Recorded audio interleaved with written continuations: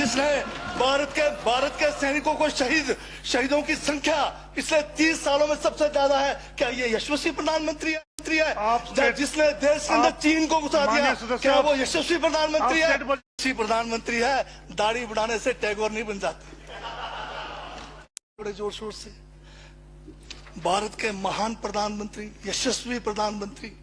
अब मैं ये पूछना चाहता हूं, भूटान को 10,000 करोड़, मंगोलिया को 70,000 करोड़, बांग्लादेश को 15,000 करोड़, मॉरिशस को 5,000 करोड़, नेपाल और अफ्रीका के देशों को 39 अरब करोड़, सरदार स्टैच्यू को 3,000 करोड़, उद्योगपतियों का ऋण माफ करने के लिए 5,55,000 करोड़, मोदी की विदेश यात्राओं पर 25,000 करोड़ और बीजेपी का मुख्यालय का 350 करोड़, मोदी और बीजेपी के विज्ञान पे 5,000 करोड़, मोदी की सुरक्षा में 24 घंटे में 1 करोड़ रुपए दिन का खर्च कर रहे हैं और साल में 591 करोड़ 30 लाख रुपए आप खर्च कर रहे हैं।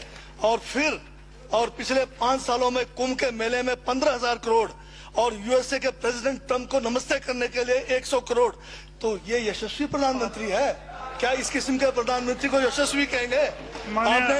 आपने जो है भारत को उच्चतम बेरोजगारी के दर पर पहुंचा दिया है।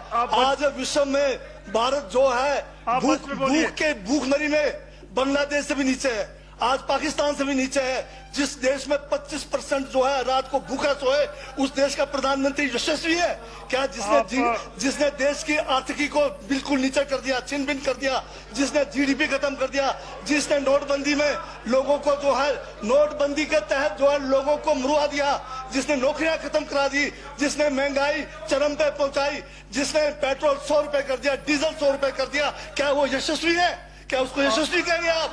यशस्वी प्रधानमंत्री है आपका, जिसने भारत के सैनिकों को शहीदों की संख्या पिछले 30 सालों में सबसे ज्यादा है। क्या ये यशस्वी प्रधानमंत्री है?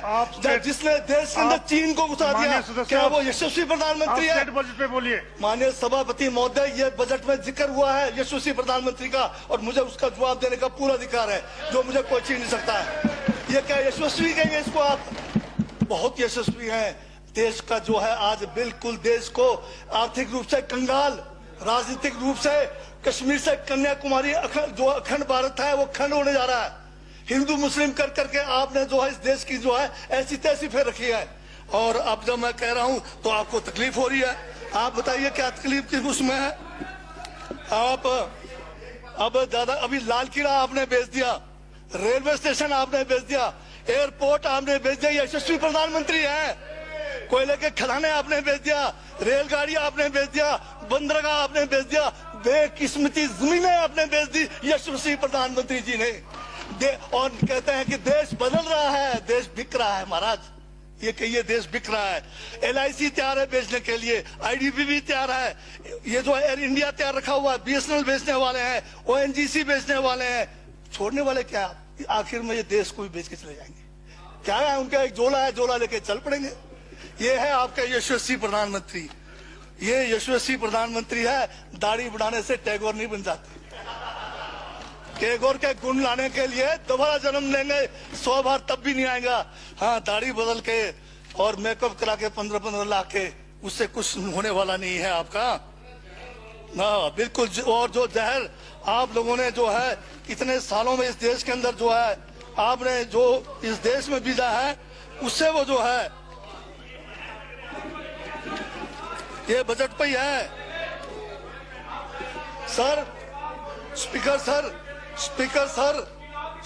सर यशस्वी प्रधानमंत्री जी का जिक्र बजट में आया है, इसलिए मुझे भी जवाब देना पड़ा है।